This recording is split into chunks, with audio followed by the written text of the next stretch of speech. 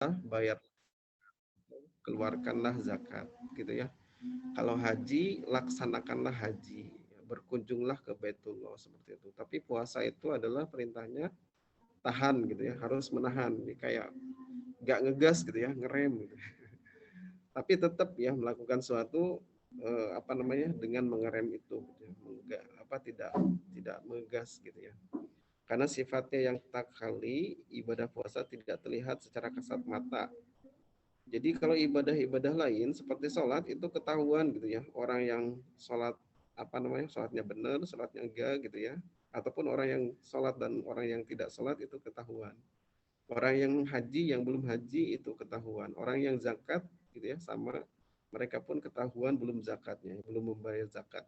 Tapi untuk puasa ya ini karena terlihatnya oleh diri sendiri gitu ya. Jadi sifat takal ini menempatkan ibadah puasa menjadi hal yang istimewa gitu. Jadi hanya dirinya dan Allah yang tahu gitu ya. Seperti itu. Puasa itu menahan diri dan meninggalkan apa yang dilarang berpuasa dimulai dari apa namanya terbit fajar sampai terbenamnya matahari. Kemarin di fikih Ramadan juga seperti itu ya. Puasa pada hakikatnya sebuah rahasia. Jadi ibadah ini sebuah rahasia yang benar-benar apa namanya antara Allah dengan hambanya gitu ya. Jadi tidak terlihat kasat mata oleh makhluknya gitu. Bahkan di sini juga kan Allah menyebutkan memberikan pahala, Allah sendiri yang akan memberikan pahalanya gitu. Jadi tidak disebutkan itu sebesar apapun sebesar apa pahalanya. Tapi yang pasti ya seperti kita misalkan diberikan pahala oleh orang-orang yang kita sayangi, orang-orang yang mencintai kita ya seperti orang tua, pasti memberikan hadiah yang terbaik gitu ya untuk kita sebagai anaknya. Dan di sini juga apalagi Allah gitu ya kepada hambanya yang maha pengasih maha penyayang akan memberikan pahala puasa itu Allah sendiri langsung gitu, dan ini tidak disebutkan. Bahkan ada juga ya sebagian yang menyebutkan bahwa orang di ada namanya surga Arayan gitu ya, itu khusus untuk orang-orang yang berpuasa di sana. Tidak ada amal yang tampak padanya kalau semua ibadah disaksikan dan dilihat oleh makhluk. Tapi ibadah puasa hanya dilihat oleh Allah Subhanahu wa taala. Puasa adalah amal batin, murni kesabaran. Jadi di sini benar-benar amalan batin yang hanya Allah melihat sendiri gitu bahwa dia itu benar-benar puasa atau tidak. Mungkin kita bisa melihat orang yang tidak puasa dengan makan, minum dan lain-lain gitu. Tapi itu udah jelas bahwa dia tidak berpuasa. Di sisi lain juga orang lain tidak bisa melihat apakah kita sedang berbohong, apakah kita sedang melakukan hal lain gitu ya di dalam hati kita, itu tidak bisa terlihat oleh eh, kecuali selain Allah gitu ya. Oke, ibadah puasa dipersembahkan untukku, aku sendiri yang akan membalasnya. Ini adalah hadis diskusi, sudah dijelaskan tadi bahwa ibadah puasa itu Allah sendiri yang akan dipersembahkan untuk Allah, dan Allah sendiri yang akan membalasnya. Jadi ini kita masih karena istimewa ya, suatu istimewa pasti nanti akan diberikannya oleh yang istimewa, dan hadiahnya pun akan istimewa. Adapun keterangan seperti ini ketika orang yang berpuasa itu mendapatkan dua kebahagiaan ya, kebahagiaan ketika berbuka puasa dan kebahagiaan ketika bertemu dengan Robnya. Nah, sedangkan hal yang paling istimewa itu, yang paling besar itu adalah bertemu dengan Robnya. Nah, ini udah jelas gitu ya bahwa puasa itu adalah hadiahnya nanti diberikan oleh Allah langsung gitu ya. Oke, puasa mengambil seperempat bagian dari keseluruhan keimanan. Karena puasa itu setengah dari kesabaran, sedangkan kesabaran mengambil setengah bagian dari keimanan. Jadi puasa itu ya intinya kesabaran gitu ya. Kesabaran kan ada tingkatan-tingkatan ya. Kalau nggak salah ada yang menyebut 3 tingkatan: sabar dalam menghadapi musibah, sabar dalam ketaatan, dan sabar dalam menjauhi larangan-larangan Allah. Nah, ini memang benar-benar tingkatan gitu ya. Sedangkan sabar di puasa itu adalah seluruhnya gitu. Contohnya misalkan sabar dalam musibah, contohnya ya misalkan kecelakaan gitu ya. Jadi mau tidak mau kita harus sabar gitu ya. Kalau kita sabar mendapatkan pahala, tidak sabar pun ya tidak akan mendapat pahala. Jadi ya mendingan sabar gitu ya daripada karena nggak bisa dirubah lagi kan. Seperti misalkan contohnya bukan berarti sabar ini tidak ada pahalanya, tapi tingkatannya masih di bawah gitu ya. Contohnya kita kehilangan orang tua misalkan atau kehilangan siapapun yaitu meninggal dunia lah gitu ya. Nah, kita mau sabar atau tidak sabar itu sudah terjadi gitu kan. Tidak bisa dirubah gitu ya. Nah, di sini kita harus bersabar gitu ya. Terus sabar dalam menjalankan ibadah. Nah, ini juga dalam misalkan di dalam Ramadan kita bertarawih, yang bertadarus, kita harus sabar dalam ketaatan kepada Allah. Terus yang ketiga adalah sabar untuk menjauhi kemaksiatan. Nah, ini juga kita masuk ke sabar tingkatan paling tinggi yaitu untuk menahan. Makanya di sini puasa itu benar-benar artinya adalah menahan gitu dari hal-hal yang membatalkan, baik membatalkan secara zahir maupun batin gitu ya. Oke, di sini disebutkan sebaran mengambil setengah bagian dari keimanan.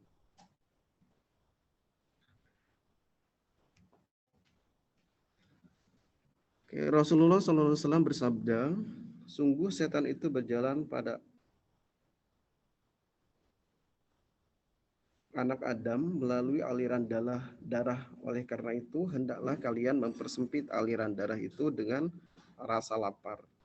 Jadi lapar itu ya, menahan itu salah satunya adalah untuk kita terhindar dari godaan-godaan setan. Bahkan disebutkan ya bahwa ketika Ramadan berpuasa setan itu dibelenggu seperti itu. Sebentar.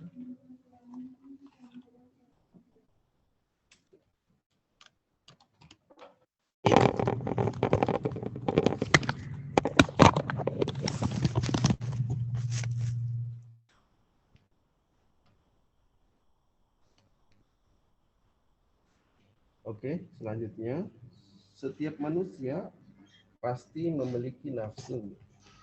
Terlepas dari itu, apakah hubungannya nafsu dengan Ramadan?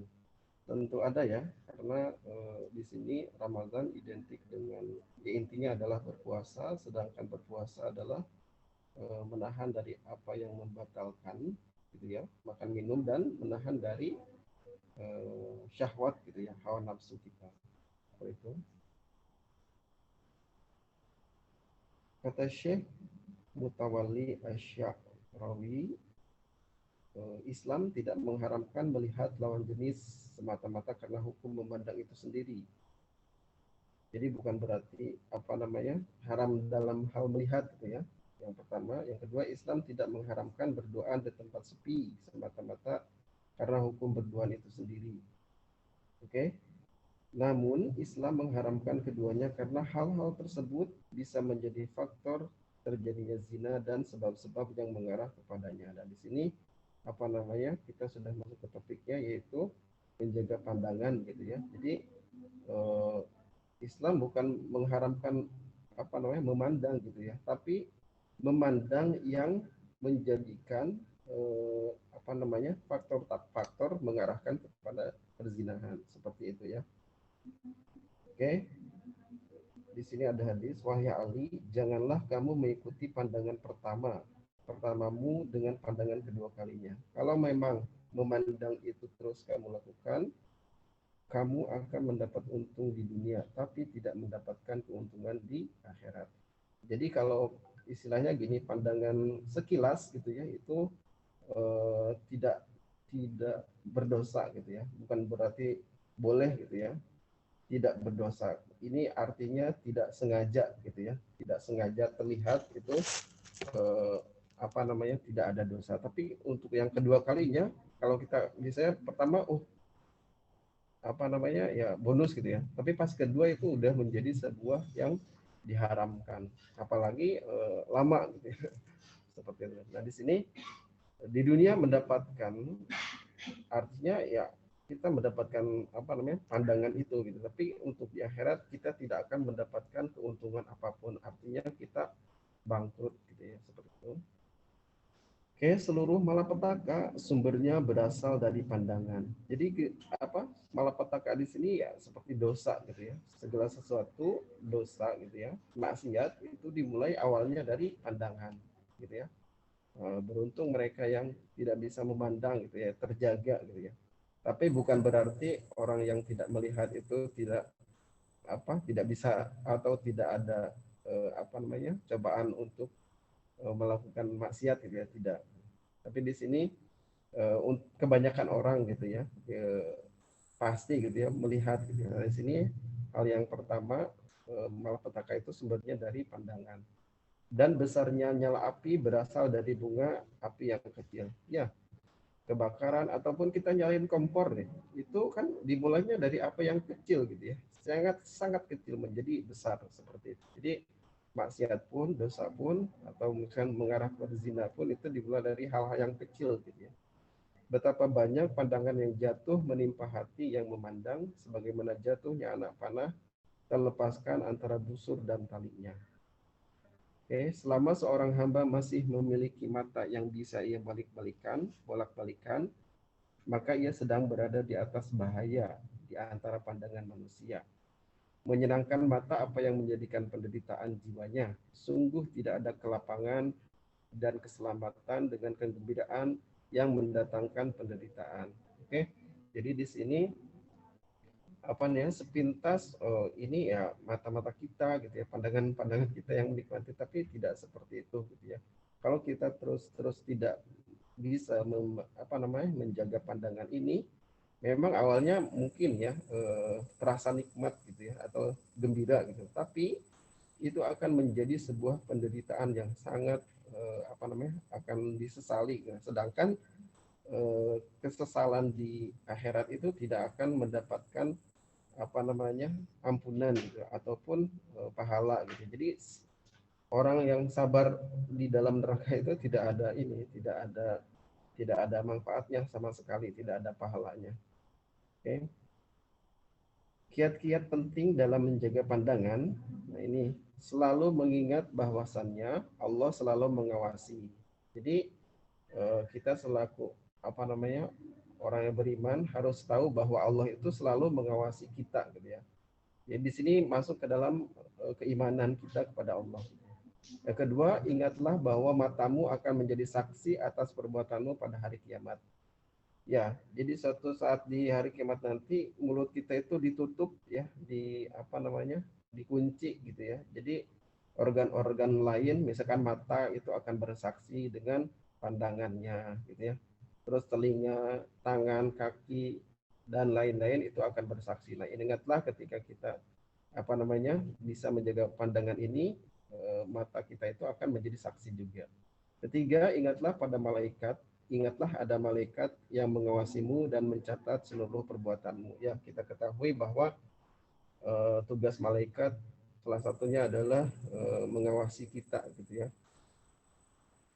Keempat, ingatlah bahwa bumi yang kau pijak tatkala engkau mengumbar pandanganmu akan menjadi saksi atas perbuatanmu. Jadi apapun yang menjadi penunjang kita melihat hal-hal yang dilarang gitu ya, itu akan menjadi saksi. Misalkan HP kita, laptop kita, apapun yang ada di sekitaran itu, ketika kita memandang hal-hal yang tidak tidak harus dipandang, itu akan benar-benar menjadi saksi gitu ya, seperti itu. Kelima, ingatlah akan buah dan faedah dari menjaga pandangan. Berkata Mujahid, menundukkan pandangan dari hal-hal yang diharapkan oleh Allah, menimbulkan kecintaan kepada Allah. Jadi kalau kita menundukkan pandangan, artinya penuh ketaatan pada Allah gitu ya, untuk menjauhkan pandangan ini dari hal-hal yang haram, itu akan menambah kecintaan kita pada Allah gitu ya. Tanda cinta kepada Allah adalah ya kita sangat senang gitu ya beribadah gitu ya, senang mengaji, membaca Al-Quran, semangat untuk sholat taraweh, semangat untuk mengikuti sholat 5 waktu. Seperti itu adalah bentuk kecintaan pada Allah. Kalau kita misalkan malas untuk taraweh, malas untuk ngaji, nah itu jangan-jangan ada hal yang salah gitu ya, seperti itu. Yakinlah jika engkau menahan pandanganmu, maka Allah akan menambah cahaya imanmu dan engkau akan semakin bisa merasakan kenikmatan beribadah pada Allah. Salatmu akan bisa lebih khusyuk. Nah, ini adalah kita harus ingat ya ketika kita menjaga pandangan itu, oh iya, Allah itu akan memberikan cahaya ilmu, gitu ya, keyakinan. Terus akan mendapatkan kenikmatan gitu ya kalau kita benar-benar menjaga pandangan ini. Salat kita pun akan menjadi khusyuk. Ya, ini godaan ya ketika sholat kan kita itu gambaran-gambaran apa yang kita lihat atau pikiran-pikiran yang terlintas di pikiran kita itu kok tiba-tiba muncul gitu ya. Nah, seperti ini. Nah, orang yang bisa menjaga pandangan itu Allah akan memberikan kekhusyuan gitu ya di sana. Oke, yang kedua adalah tentang lidah ya di sini. Lidah itu tidak bertulang tapi bisa lebih tajam dari pedang. Nah, tidak mungkin seseorang marah biasanya ya karena lidah gitu ya. Kecuali karena lidah atau karena ucapan gitu ya. Kalau sekarang kan ada kayak bulian gitu ya, hal-hal yang awalnya dimulai dengan bercanda tapi karena yang dibercandain tidak terima akhirnya menjadi sebuah bumerang gitu ya. Seorang bisa hidup dalam lembah kenistaan dan kesusahan jika ia tidak mampu menjaga lidahnya. Ya, orang-orang yang tidak bisa menjaga lidahnya itu benar-benar dia itu akan merugi gitu ya, akan eh, kesusahan gitu ya.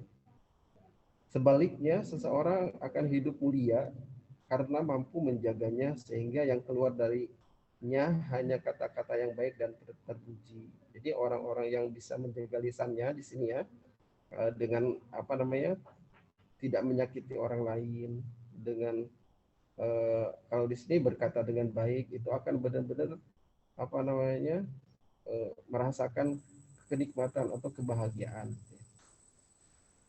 Oke, ini konon seorang wanita per hari rata-rata mengeluarkan kata-kata sebanyak 16.000 sampai 21.000, sedangkan laki-laki sebanyak 5.000 sampai 9.000. Bisa dibayangkan berapa banyak dosa kita dalam sehari jika ribuan kata tersebut didominasi kata-kata jelek. Sebaliknya, berapa banyak pahala kita dalam sehari jika didominasi kata-kata baik dan terpuji. Nah, makanya di bulan suci Ramadan ini ada tadarus gitu ya.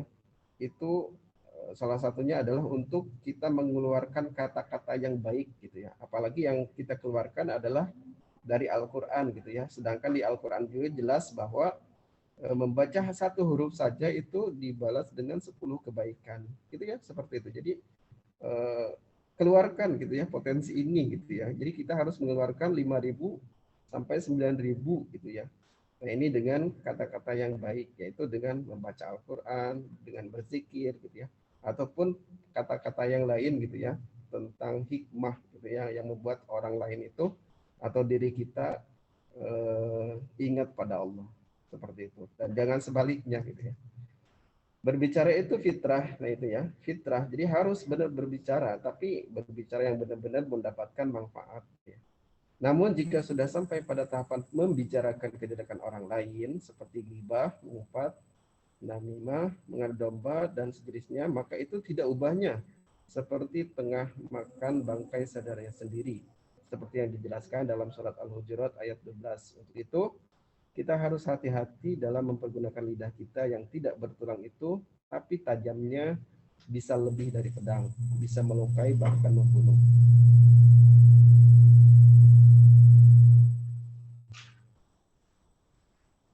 Oke, solusi bagaimana cara kita untuk keluar dari belenggu dosanya. Maksudnya di sini dalam lidah ya, lisan gitu ya. Pertama, jika sedang gibah, seseorang harus sadar bahwa ia sedang terjerumus ke dalam lembah kenistaan yang ancamannya mendapatkan murka Allah.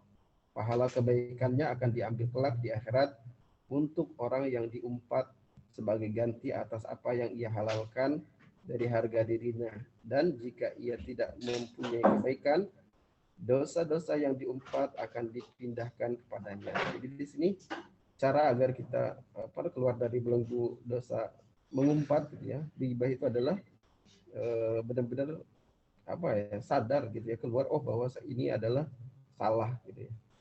Selanjutnya seseorang harus memperhatikan faktor yang mendorongnya untuk ghibah Analoginya penawar dari sebuah penyakit hanya diputus dengan menghilangkan sumbernya. Ya. Misalkan gini, kalau ada pembicaraan tentang gibah gitu ya, salah satu orang itu harus mengalihkan pembicaraan gitu. Misalkan pembicaraan tentang harga harga harga barang misalkan ya, ke harga sayuran ataupun tentang sepak bola boleh kalau laki-laki, tentang ke basket dan lain-lain itu boleh, daripada menggibahkan gitu seperti itu. Jadi dari pusatnya langsung, dari sumbernya dihilangkan. Oh, nggak boleh seperti itu, apalagi di bulan puasa ini gitu ya. Selanjutnya, hendaklah setiap orang menjaga lisannya pada pembicaraan apapun, kecuali bila dipastikan ada kemaslahatannya. Ya, jadi di sini lisan itu ya digunakan untuk eh, kebermanfaatan gitu ya. Ada kemaslahatan, ada kebaikan di dalamnya, ada ke arah menuju Allah gitu ya. Pokoknya ingat pada Allah seperti itu. Namun jika bimbang antara meninggalkan dan mengucapkannya sama-sama maslahatnya, disunahkan tetap diam, tidak berkata apapun. Sebab terkadang perkataan biasa bisa berimplikasi pada kemarahan, pada keharaman dan makruh. Bahkan hal seperti ini banyak terjadi. Jadi di sini ya harus benar-benar diperhatikan gitu ya tentang berbicara ini, terutama di bulan puasa ini gitu ya. Lebih baik kita berbicara-bicara yang baik gitu ya daripada menggibah gitu ya. Dan kewajiban lisan yaitu jujur dalam keadaan senang maupun marah, menahan diri, menahan dari menyakiti dalam keadaan sendirian maupun ramai, dan meninggalkan berlebihan dalam perkataan baik maupun buruk. Nah, meskipun di sini lisan itu berkata baik bagus gitu ya, tapi tetap ya tidak boleh berlebihan gitu. Mungkin saya bicara di sini juga berlebihan, contohnya mungkin membosankan gitu ya, tidak tidak semua memperhatikan mungkin ya seperti itu. Jadi ini harus cepat segera selesaikan. Oke, mungkin sudah selesai. Kita berdoa, wahai Allah, jadikanlah diamku berpikir dan bicaraku berzikir. Amin. Mungkin itu saja dari Bapak, dari saya. Terima kasih banyak atas perhatiannya. Semoga bermanfaat. Mohon maaf jika banyak sekali kesalahan. Terima kasih. Wassalamualaikum warahmatullahi wabarakatuh.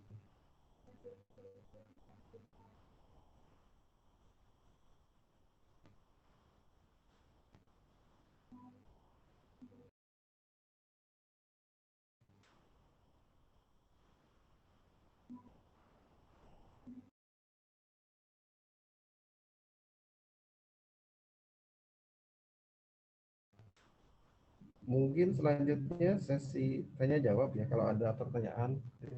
Atau diskusi, kita diskusi di sini.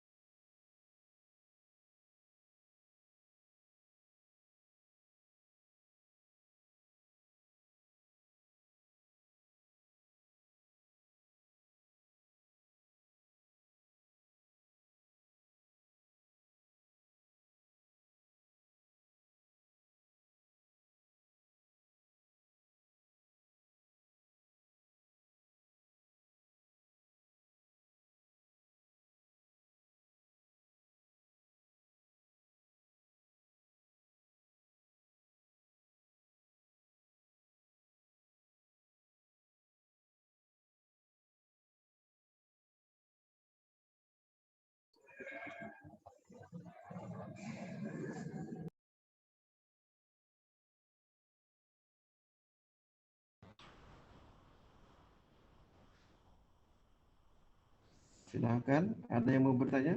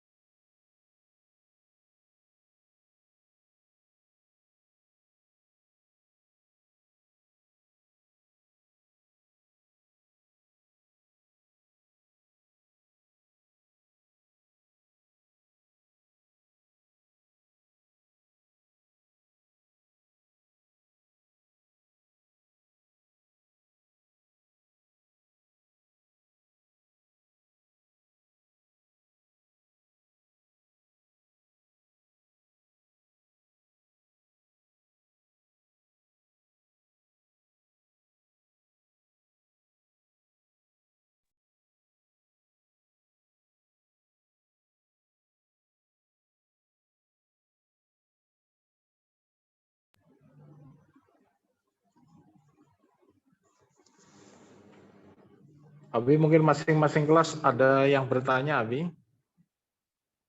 Pak Taufik dari kelas 10 MIT, apakah ada yang tanya? Oke, ini. Cek, apa suara saya terdengar?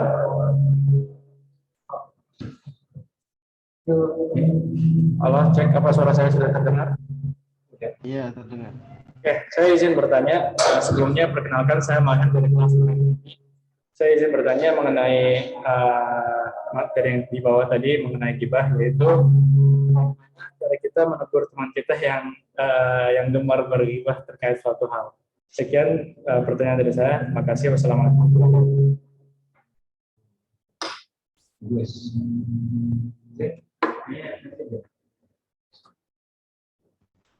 Mohon maaf, saya kurang jelas menangkap pertanyaannya. Suaranya gitu ya, bukan pertanyaannya. Mungkin bergema ya di sana. Halo, cek suara saya sudah terdengar jelas atau belum? Iya, jelas. Baik, pertanyaannya saya ulangi tadi, bagaimana cara kita menanggapi ataupun menegur teman kita yang gemar bergibah terkait suatu hal. Sekian, terima kasih. Wassalamualaikum. Oke. Ini apa namanya? Pertanyaan yang memang apa namanya? Ada ya di setiap kali kita berbicara gitu ya. Tapi karena ini kadang kita pun ikut langsung gitu ya mendengarkan. Ya. Karena mendengarkan bergibah itu sesuatu yang sangat nikmat gitu ya, enak gitu ya. Oh, mendengarkan kejelekan orang lain. Gitu. Tadi ya cara agar mengingatkan orang lain ya pertama mungkin karena ini teman ya, karena ini teman ya kita samakan dulu gitu, pahami dulu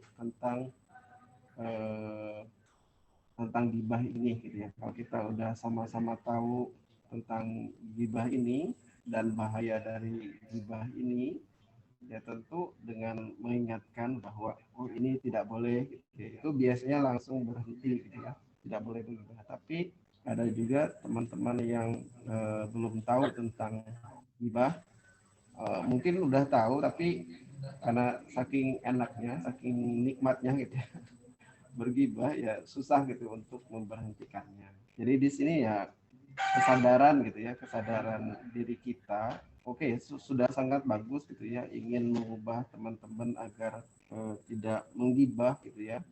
Dimanapun, misalkan sedang menunggu wudhu, wah gibah dulu. Sedang apa namanya, ada waktu kosong gibah dulu. Tidak apa seperti itu gitu. Kadang hal-hal ini apa namanya penting untuk diingatkan gitu ya, terutama yang paling utama itu ada di dalam diri kita sendiri. Nah, sebaiknya untuk yang diingatkan, karena kita tahu ya gibah itu seperti memakan bangkai saudara kita sendiri gitu ya, saking tidak bolehnya gitu ya. Nah, kita yang pertama ya harus paham dulu gitu ya, apa itu gibah, terus bahaya dari gibah, cara menghindarinya, seperti itu ya. Jadi di sini cara mengingatkannya yaitu apa namanya dengan menegurnya, mungkin sudah menegurnya tapi masih tetap gitu ya, yaitu kalau kita sudah melakukan hal itu mungkin udah lebih dari cukup gitu ya, insya Allah.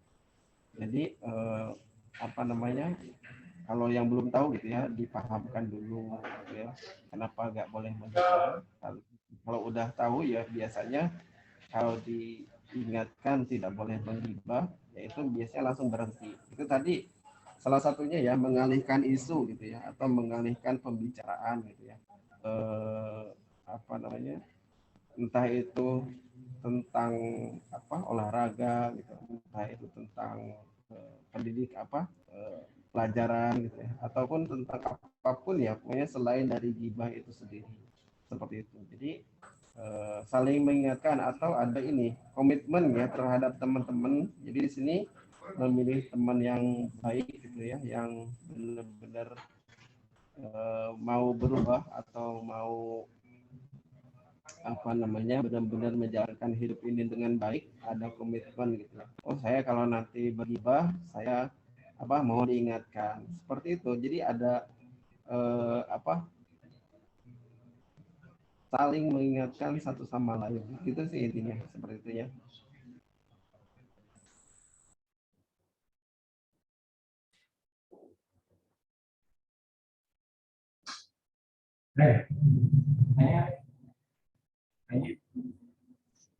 Nanya gibah.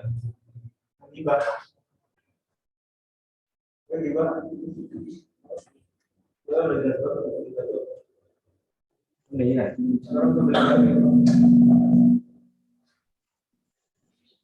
Baik. Oke, 10 MIT sudah ada. 10 Oxford. Pak Ali, apakah ada pertanyaan dari kelasnya?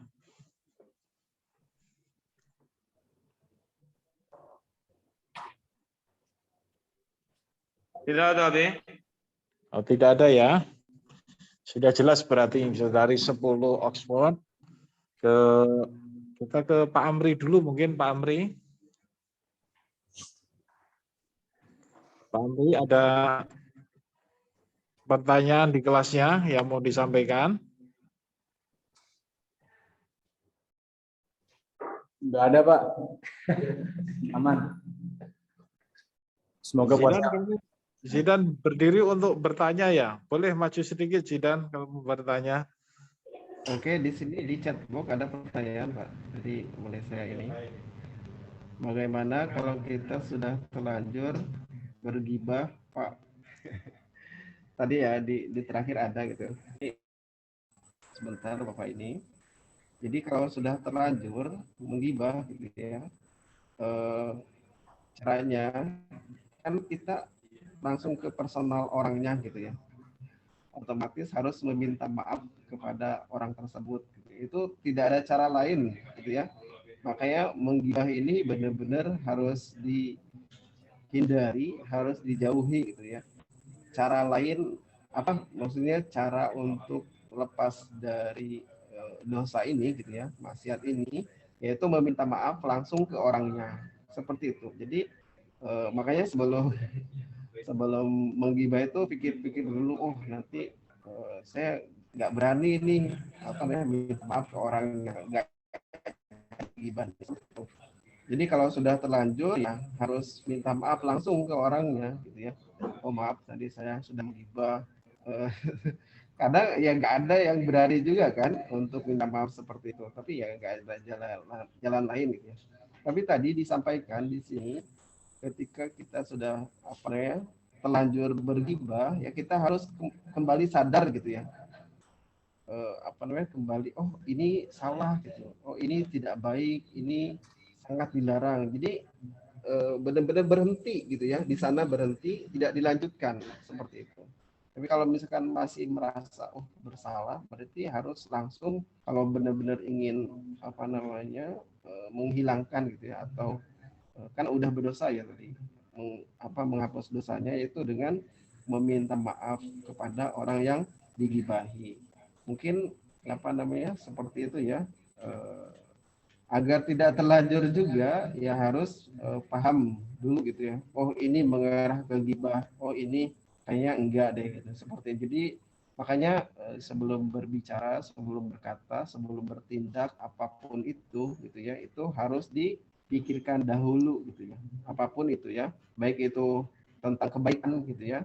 Apalagi mau bergibah ya harus dipikir beberapa kali berulang-ulang. Oh, kalau saya bicara gini benar nggak kalau bicara seperti ini apakah masuk gibah nggak seperti itu jadi apapun itu gitu ya harus dipikirkan dulu nah kalau sudah terlanjur ya gitu susah gitu ya untuk menghilangkannya kecuali kalau kita benar-benar ya kita minta maaf kepada orang tersebut yang digibahinya tidak ada lain karena nanti ya untuk orang yang digibahi itu di akhirat itu akan ditagih gitu akan menagih kepada kita yang menggibahinya nah nagihnya gimana? Nanti pahala-pahala yang membicarakan kita itu kita ambil.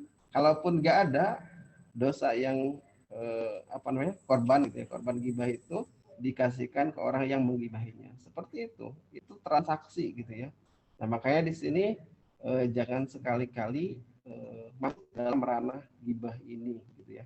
Karena di sisi lain ancamannya berat gitu ya. Terus untuk menghilangkannya pun sangat susah gitu ya. Jadi harus jarang gitu ya orang yang mau berterus terang, oh tadi saya mohon maaf sudah menggibahi gitu. Jarang gitu. Bahkan seumur hidup saya gitu, seumur hidup Bapak juga nggak ada orang yang apa namanya minta maaf setelah menggibahi gitu. Tapi nggak tahu apakah ada yang menggibahi atau tidak kan, seperti itu. Jadi di sini yang pertama lebih ke sebelum melakukan itu gitu ya, harus hati-hati, harus dipikirkan dahulu gitu ya, seperti itu.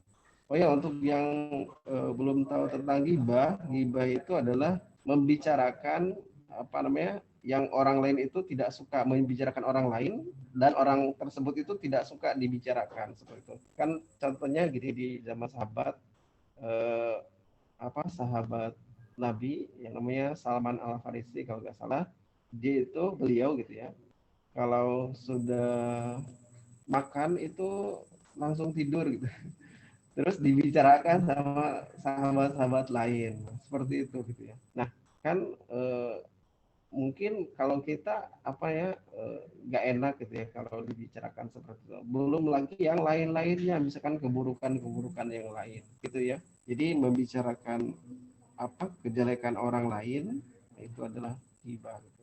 Caranya ya kalau udah terlanjur minta maaf gitu ya. Kalau misalkan nggak berani minta maaf ya siap-siap kita ngasih pahala pada mereka. Tapi jangan sampai ya kita dilanjutkan, oh ya udah lanjutkan, nggak seperti itu. Oke, seperti itu. Langsung berhenti pokoknya gitu ya, berhenti terus minta maaf. Kalau nggak berani minta apapun ya nggak ada cara lain gitu ya selain itu gitu.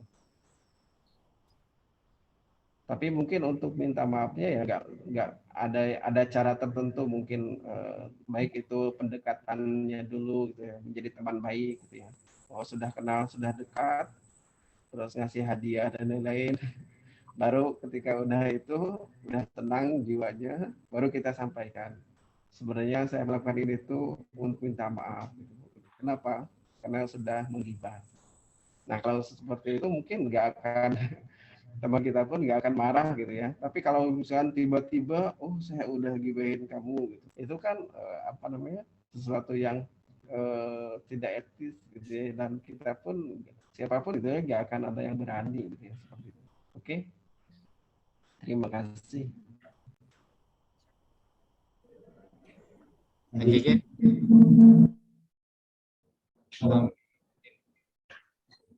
ini berarti oke, cek oke. Pak Jejen mau nanya sedikit nih terkait tadi ghibah.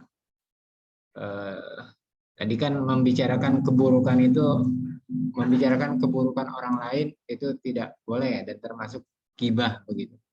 Jika membicarakannya tanpa mengetahui namanya itu gimana? Apakah itu termasuk ghibah? Semisal saya membicarakan keburukan orang lain, ya, tapi orang yang mendengarkan atau lawan bicara saya tidak tahu siapa yang dibicarakan oleh saya. Nah, itu seperti itu apakah termasuk ghibah atau tidak termasuk begitu? Oke.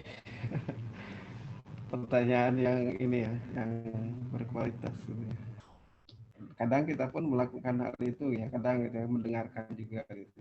Tapi di sisi lain ini adalah untuk pembelajaran gitu ya. Untuk pembelajaran itu mungkin tujuannya boleh gitu ya. Menyebutkan oh orang apa dia mah gini dan kita ada iroh gitu di sana, ada pelajarannya. Itu tidak mengapa ya seperti itu. Karena di sana ada tujuan lain ya, seperti gini juga misalkan apa namanya di instansi gitu ya, atau di ya instansi misalkan untuk menunjuk seseorang mendapatkan tugas dan lain-lain, itu kan dilihat dari kelebihan dan kekurangannya gitu ya. Itu adalah sebuah tujuan gitu agar dia itu pantasnya di mana dan lain-lain seperti itu ya. itu apa?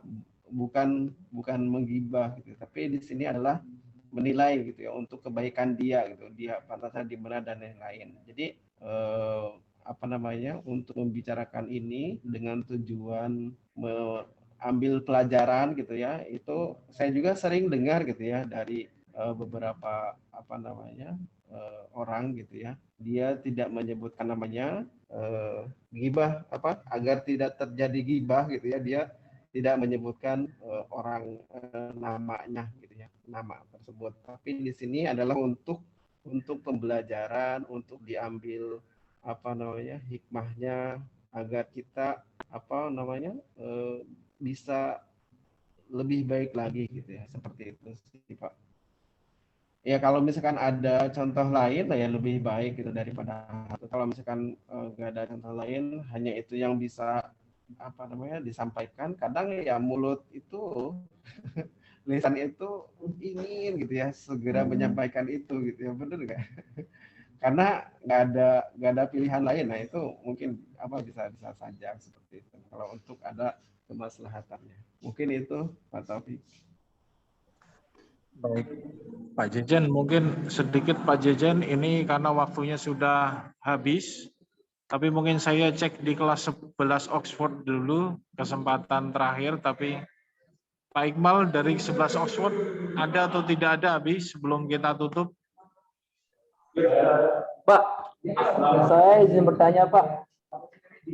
Hukum buka puasa tapi nggak terawih itu gimana Pak? Hukum buka puasa tapi nggak terawih. Sedikit tadi ya jawabnya, mungkin karena waktu.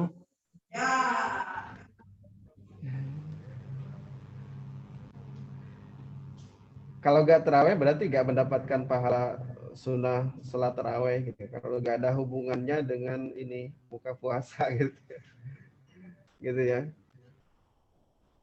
Baik, Abi. Mungkin karena waktu ya Pak Jejen ya. Anak-anak habis ini akan berangkat ke masjid. Mungkin kami serahkan ke Pak Jejen untuk menutup.